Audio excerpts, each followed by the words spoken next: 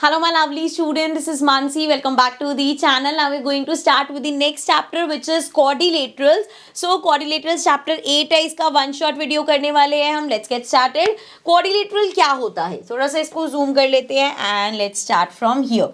So a quadrilateral has four sides, four vertices and four angles. It is a form of polygon. ऐसी कोई भी हमारी shape जिसमें हमारे पास चार साइड्स होती हैं, हमारा एक क्वाड्रिलेटरल बनता है. तो चार इसकी साइड्स हैं एंड चार ही इसके वर्टिसेस हैं. वर्टिसेस पता नहीं, ये कॉर्नर पॉइंट्स होते हैं.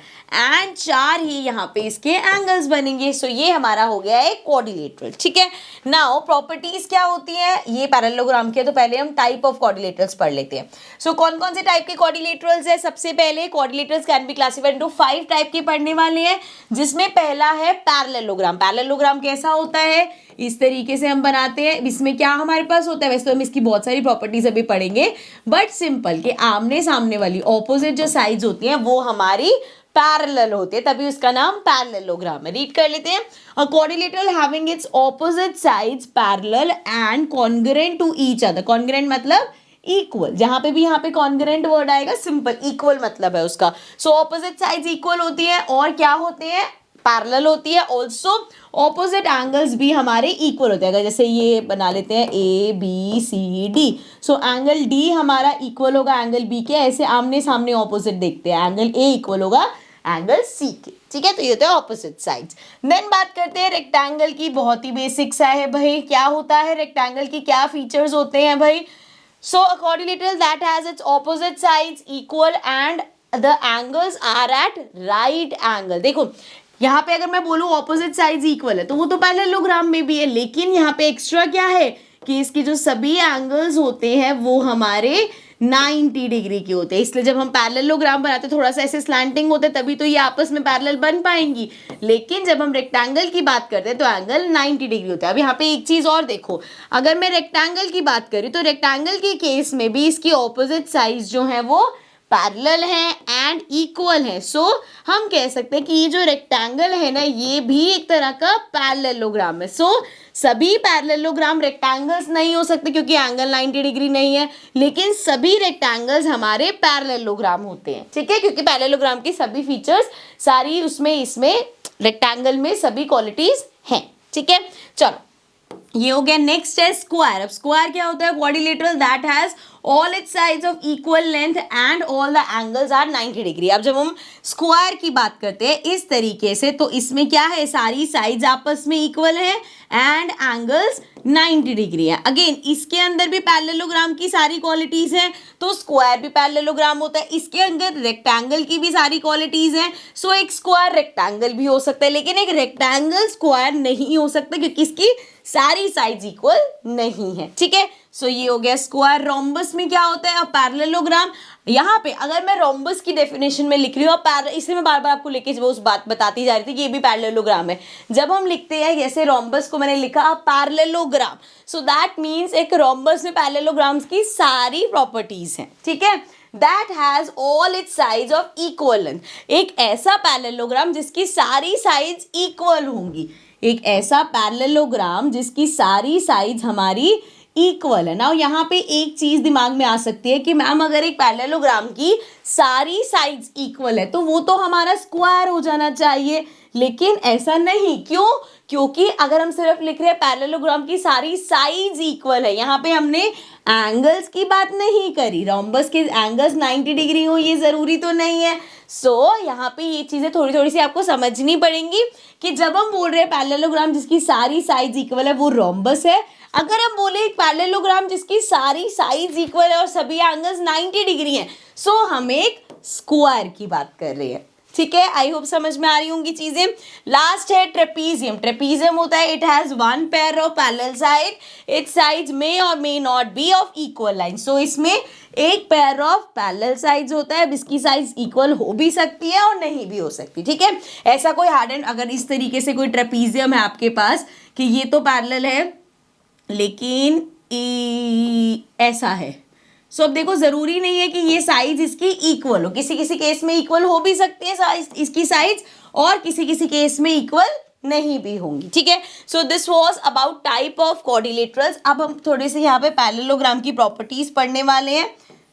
सो देखो जरा, पहला है अ diagonal of a parallelogram divides it into two congruent triangle. जैसे कि यहाँ पे देखो एक ये पैरेललोग्राम बना हुआ था, अगर मैं इसका ये डायगोनल बनाती हूँ तो ये एंगल, ये जो ट्रायंगल बना है मेरे पास और ये वाला जो ट्रायंगल बना है, दोनों ट्रायंगल्स आपस में कॉन्ग्रुएंट होंगे, ठीक है। नेक्स्ट प्रॉपर्टी क्या है, diagonal of a parallelogram bisect each other. So अगर एक पैरेललोग्राम में मैं दो डायगोनल्स बनाती हूँ इसके, एक ये डायगोनल बनाया एक ये डायगोनल बनाया, तो ये आपस में बाइसेक्ट करेंगे। बाइसेक्ट करने का क्या मतलब है, अगर ये पॉइंट जीरो है, ओ है सॉरी, ओ तो ओ डी इक्वल है ओ बी के एंड ओ ए इक्वल है ओ सी के, मतलब ये आपस में इक्वल होंगे, ये मतलब होता है बाइसेक्ट करने का। Then opposite sides are congruent, ये तो हमें पता ही है, अगर हमारे पास एक पैरेललोग्राम है सो उसकी ऑपोजिट साइड्स जो है वो इक्वल होती है, ये इसके इक्वल होगी, ये साइड इसके इक्वल होगी, ठीक है। नेक्स्ट है हमारे पास opposite angles are congruent, opposite angles equal होंगे, मतलब ये एंगल इस एंगल के इक्वल होगा एंड ये एंगल हमारा इस एंगल के इक्वल होगा, ठीक है।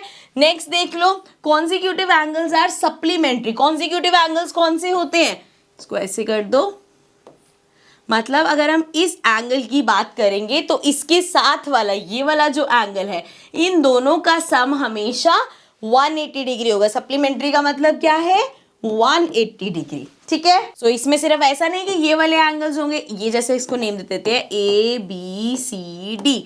सो एंगल ए और एंगल बी कॉन्जिक्यूटिव कह लो या एडजेसेंट कह लो, एक ही बात है।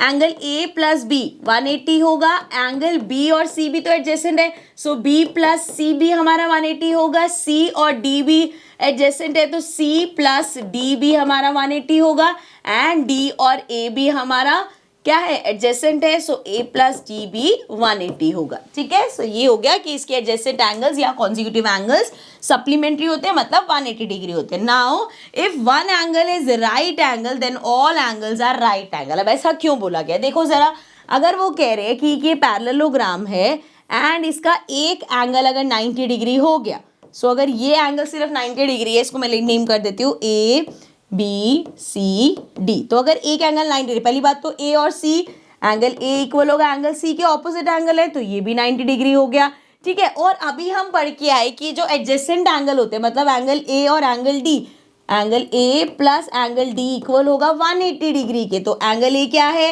90 प्लस डी इक्वल है अगर 180 के, तो एंगल डी हमारा क्या हो जाएगा 180 माइनस 90, 180 माइनस 90 मतलब 90 डिग्री आ गया, तो एंगल डी हमारा क्या हो गया 90 डिग्री का हो गया। अब एंगल डी अगर 90 डिग्री का हो गया तो इसका सामने भी ऑपोजिट एंगल है, ये भी 90 डिग्री हो जाएगा। सो अगर पैरेललोग्राम का एक एंगल 90 डिग्री आ गया तो सभी एंगल्स 90 डिग्री हो जाएंगे, ठीक है।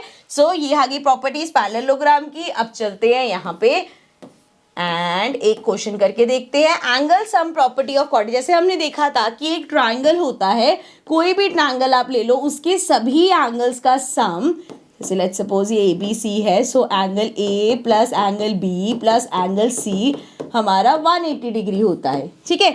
इसी तरीके से जब हम क्वाड्रिलेटरल की बात करते हैं, सो इसके सभी एंगल्स का सम 360 डिग्री होता है। सो हमारे पास होगा angle A plus angle B plus angle C plus angle D equal होगा 360 डिग्री के, ठीक है, समझ में आया। So the sum of all the four angles of a quadrilateral is 360। अगर देखो क्वेश्चन एग्जांपल क्या दिया है कि अगर एंगल्स ये है 60 90 90, तो बताओ रिमेनिंग एंगल क्या होगा, सिंपल 60 प्लस 90 प्लस 90, ठीक है। इसको पूरा फॉर्म करके नहीं लिख रही मैं, प्लस एक एंगल और, मान लो ये ए बी सी है, प्लस एंगल डी इक्वल होगा, हमें पता है 360 के, 90 90 180 हो गया, 180 प्लस 60 कर दो, प्लस डी इक्वल हो गया 360 के डिग्री। अब इनको प्लस कर लो, ये हो जाएगा 240, इसको ऊपर कर देती हूँ मैं थोड़ा सा, 240 plus angle D equals to 360, आ गया angle D equals to 360 minus 240, ये आ जाएगा 0 2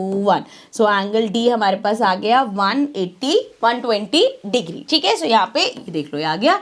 सो इस तरीके से आप एक, अगर आपके पास 3 एंगल्स गिवन है तो आराम से चौथा एंगल निकाल सकते हो। देन लास्ट टॉपिक हमारा होने वाला है मिड पॉइंट थ्योरम। एक थ्योरम देख लेते हैं, सिंपल सी छोटी सी थ्योरम है हमारी। If the line segment adjoining midpoints of any of the sides of a triangle then the line segment is said to be parallel to all the remaining. जैसे ये देखो, ये एक ट्रायंगल है, simple way में समझाती हूँ मैं। इस लाइन का, ये जो लाइन है हमारी, ये जो साइड है इसका मिड पॉइंट ये है, ये जो साइड है इसका मिड पॉइंट ये है। अब वो कह रहे हैं अगर वो इस मिड पॉइंट को ज्वाइन करके एक लाइन सेगमेंट आएगी, इसको नेमिंग भी कर लेते हैं, let's call this A B C, और इसको कह देते हैं हम, बना हुआ है यहाँ पे, फिर सेम नाम रख देते हैं, ये हो गया ई एफ हो गया, ये ठीक है, मैंने नेम देख लेना अलग है, वो ऐसे ए बी सी है, मैंने ए बी सी ऐसे नेम किया है। सो मतलब इस केस में ये जो हमारा ई एफ है, जो कैसे बना है, इन दो साइड्स के मिड पॉइंट्स को ज्वाइन करके, सो वो हमेशा पैरेलल होगा, ये जो सामने वाली साइड होगी, ठीक है। अब इसी केस में एक, अगर आप ट्रायंगल का इसका और इसका मिड पॉइंट लेके ऐसे बनाते तो वो किसके पैरेलल होगी, ये साइड इस थर्ड साइड के पैरेलल होगी हमेशा, ठीक है। तो ये आपस में पैरेलल है, और इनके बीच एक और रिलेशनशिप है, वो ये कि इसकी जितनी भी ये लेंथ होगी ना, जैसे अगर मान लो ये 10 है तो ये इसकी हाफ होगी, ये 5 है। इसी तरीके से मान लो अगर ये 6 है, ये वाली छोटी वाली 6 है, तो ये इसके डबल है, 6 का डबल 12, ठीक है। सो हमने क्या देखा, एक ट्रायंगल में दो साइड्स हैं, दो साइड्स के अगर मिड पॉइंट से एक लाइन सेगमेंट बनती है तो वो थर्ड साइड के पैरेलल होगी और उसकी हाफ होगी, ठीक है। क्वेश्चन देख लेते हैं।